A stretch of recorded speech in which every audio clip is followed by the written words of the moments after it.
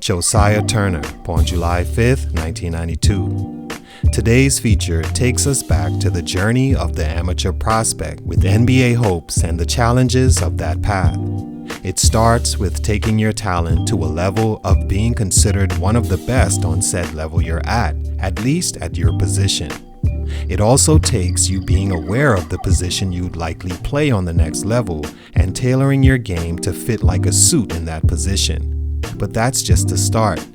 The part that many prospects misdevelop is the off-court aspects that build your reputation, almost like the jackets they wear in the military, where as soon as you see one, you can know everything about the soldier's journey without him saying a word.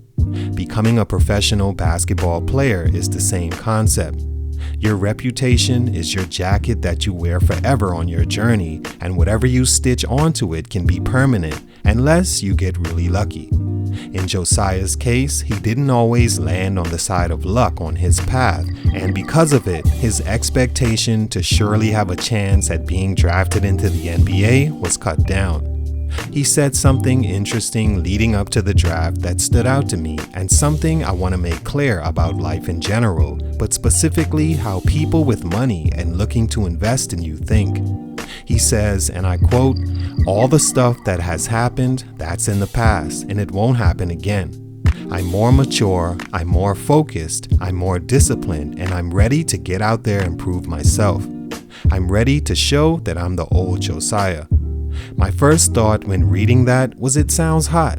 Sounds like the right thing to say in your situation. In fact, they have probably heard that standard answer a million times doing what they do as an investor. But here's the thing, they don't care. People with money have too many options. Think about it.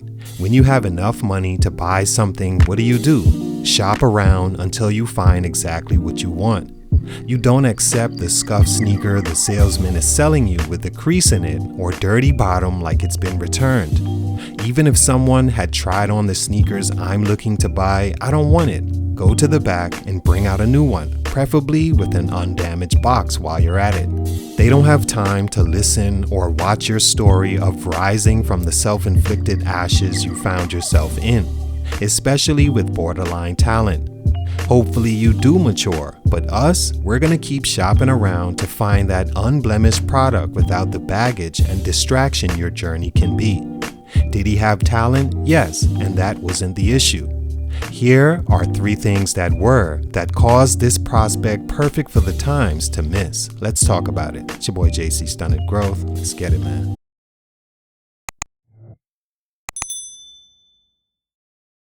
Josiah Turner is a 6'3" guard from Sacramento, California, built like an NBA player since a junior in high school, with the athleticism and competitiveness to match. He was ranked as high as number 10, ahead of a number of notable names to make the NBA and have long careers, and the second-rated point guard in the 2011 class. He transferred from school to school seemingly yearly because his personality, for whatever reasons, didn't quite fit his coaches. Even permanently banned from his Sacramento high school team for the season for violating rules and regulations. Nevertheless, he found a new school every time and continued to excel on the court, leading to his top 10 ranking and scholarship to Arizona. Stunt number 1, off to a poor start.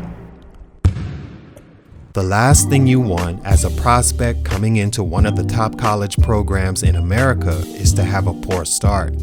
Not just on the floor, where some of his first games were 1 for 6 from the field and 0 for 1 with 3 turnovers the next game, but things like showing up late to practice that caused him to be held back by Sean Miller, who was forced to take disciplinary action, are the worst.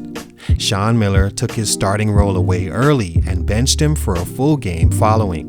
Not the start you would want in your first games as a projected lottery pick. It also looks bad because these same things were an issue since high school and now looks like you just don't get it. He played 29 games for Arizona, starting just 17 of them, and averaged 6.8 points a game and shot poorly from everywhere on the floor. By year's end, Turner was nowhere to be found on any amateur mock draft board and definitely not a thought in a GM's mind to take him. He chose Arizona over UCLA, UConn, and Kansas, and was supposed to have been the next link to Arizona's point guard U chain. He came in with his checkered reputation, and it's exactly how he wound up leaving Arizona, disgruntled and clashing with his coach, even acquiring a DUI charge. With one-and-done opportunity squandered, the best option for Josiah would have been to transfer to another school that could handle the trade-off of you being the headache you can be for production on the floor if used correctly. Having already seen the pitfalls, the second time around could go a lot smoother, right? Wrong, because Josiah decided against the transfer and headed overseas to turn pro instead. He accepted a deal in Hungary to play in their Premier Division, but the decision wasn't the most suited for Turner, who had to deal with living situations he describes as like the projects, but third world projects, with bed bugs, bad plumbing and all.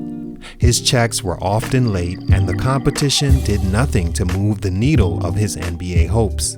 His agent decided to move him to the Canadian NBL, but unfortunately, things didn't take off there early either. Stunt number 2, he's not coachable. Imagine that being the misconception of you when your profile lands on a GM's desk. There's two things that will always be involved as long as basketball exists: players and coaches. As a player, the last thing you want is to be seen as uncontrollable to a business that loves control. No matter what level you're on, being a non-coachable player can be the most unattractive thing. Josiah Turner managed to pick up that label on his reputation jacket on his next professional stop in Canada, the Halifax Rainmen. It didn't begin that way though, as in the first 5 games he was doing fine. The head coach, Cliff Livingston, was fired, and in came Robert Spoon. He came in with a system in direct clash with Turner's skills of up-tempo break leader, high-energy defender, and use of the pick and roll. Spoon wanted none of that and quickly learned Turner wasn't his guy. Mainly because when he tried to get in his ear, Josiah allegedly gave him an attitude or simply wouldn't run the plays at all. It led to decreased playing time and Turner leaving the program. But not before Coach Spoon sent him off with words of disapproval, trying to discourage other teams, especially the NBA, from taking a chance, which personally I think is criminal behavior coaches get away with far too often, especially when players and coaches came out in Turner's defense and basically called Coach Spoon a liar. It was said he even had partying issues, which were also discredited by Coulter Summons, Spoon's assistant coach, who said because of his reputation in high school, those stories were overblown. If he wasn't performing well, everyone would say it was because he was out the night before. He was cut from the Rainmen, but found success elsewhere in the same league and got along great with the coaches and the players on the Summerside Storm. They raved about his work ethic and unselfishness and made it be known there were no issues with Turner on or off the floor. But even one false rumor can be a question brought up when applying for the NBA. One question alone can stunt your growth. Stunt number 3, what's the trouble worth? When all that is flushed out and coaches on both sides go back and forth about who you were in their experience for their team, and all the draft workouts are over, the NBA team has to sit down and make a decision. One question that, if not actually brought up, is definitely on the minds of each involved is, what is the prospect worth to us, opposed to all the negative rumors we've heard about him? Can we believe he has curtailed those missteps and is now on the right path? Or can we handle his ability to step out of bounds because he's that talented and has that much potential? Sadly, I think for Turner, he just wasn't that.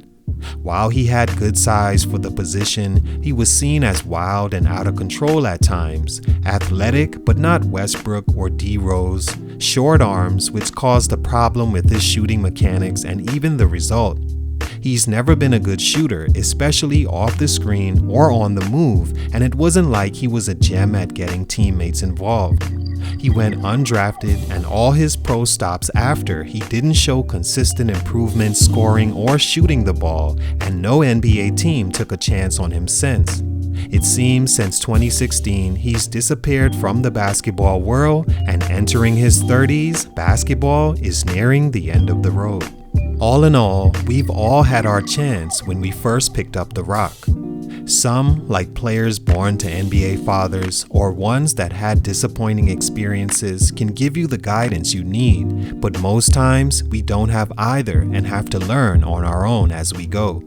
When you make the wrong moves trying to learn, you can find yourself going from lottery selection expectations to no one knows where you are 10 years later. Salute to Josiah Turner, he was a solid player.